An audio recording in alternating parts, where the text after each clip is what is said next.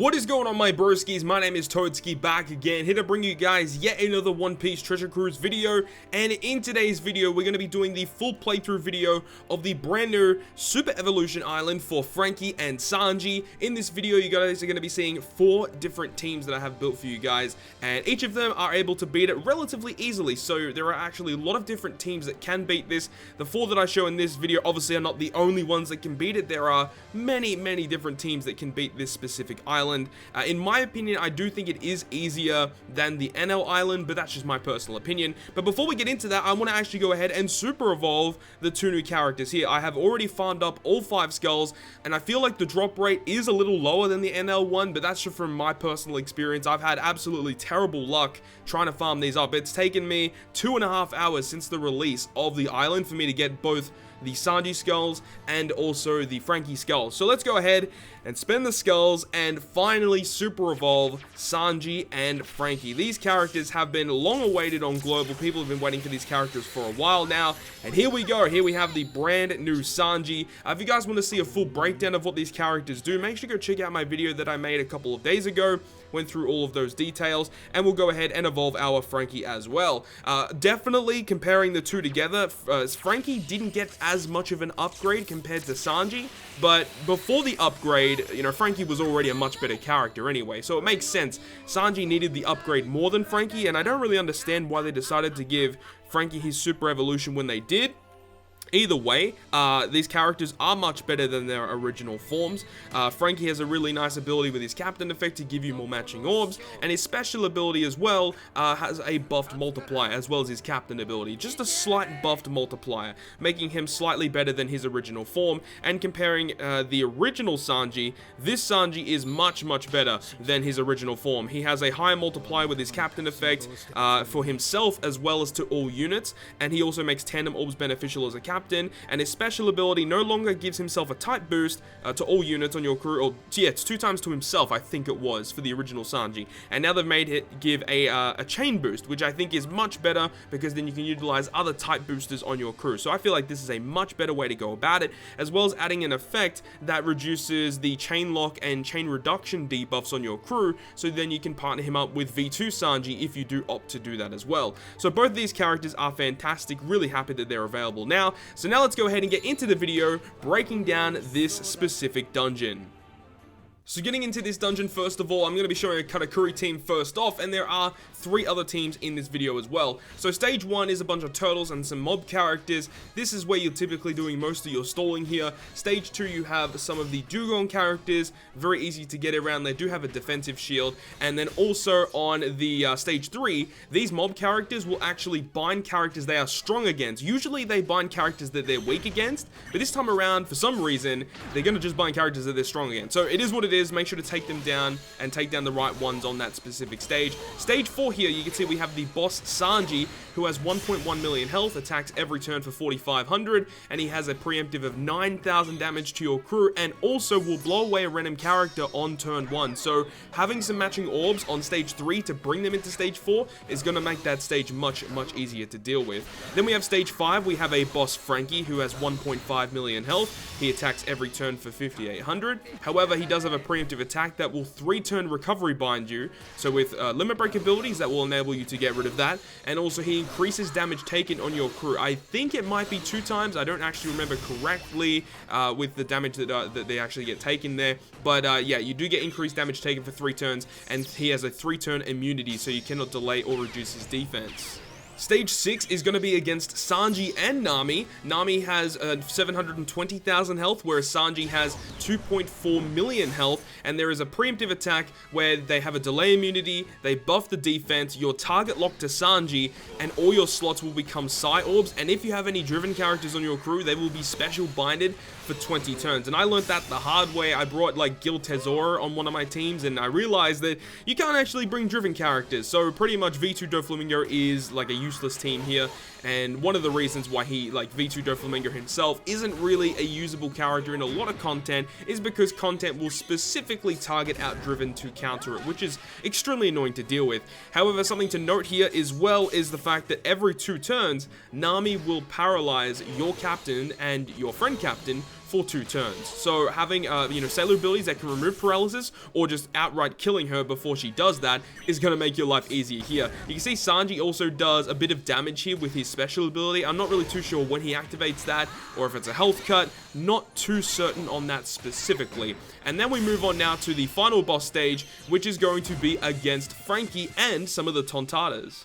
So the preemptive attacks of this specific stage is they have an immunity, they also have recovery at the end of turn, they have a damage threshold, and they have attack up. They give you a bit of damage output heading into this stage as well, and also will randomly shuffle your orbs around. Lots of things to deal with here. However, one of the things to note is that whenever you kill one of the Tontata, one of those different buffs will leave the enemy side of the field. So if you take out Beyond, which is the Dex character, she will go ahead and remove the damage threshold. And if you kill Leo, the guy at the front, he will go ahead and remove the enemy attack up. And if you kill Cub on the left-hand side, he will go ahead and remove the recovery at the end of each turn. So it makes it a lot easier when you realize you can get rid of those buffs, and definitely taking out Beyond first is going to be ideal so you can actually start outputting damage towards Franky, getting rid of that damage limiter. Also on turn 1, he'll go ahead and blow away your captain for 2 turns. Obviously here I delay Franky so he doesn't activate that specific effect. Also, if Beyond is still alive on turn 1, you get poison for 99 turns, and that actually does get removed when you kill Beyond as well. And also Cub will deal 3100 damage to your crew. And then below 20%, Franky just pretty much does death damage to your team. Like, he will do a lot of damage to you. So ideally, do not get him below 20%. But Franky has 5.8 million health, and that might be tricky for a lot of players to actually get around. So that is the full breakdown of the brand new Super Evolution Island for Franky and Sanji. Now, if you guys head over to Extra Island, you guys would see that there are 2 different dungeons. There's one for Sanji, and there's one for Franky. They are literally the exact same dungeon, except for the fact that you can only drop one of those specific skulls on each of those dungeons. So if you only have Franky or you only have Sanji and you want to farm just those specific skulls, then you have to farm that specific dungeon. So pretty straightforward, and you can double drop the skulls in the middle of a run.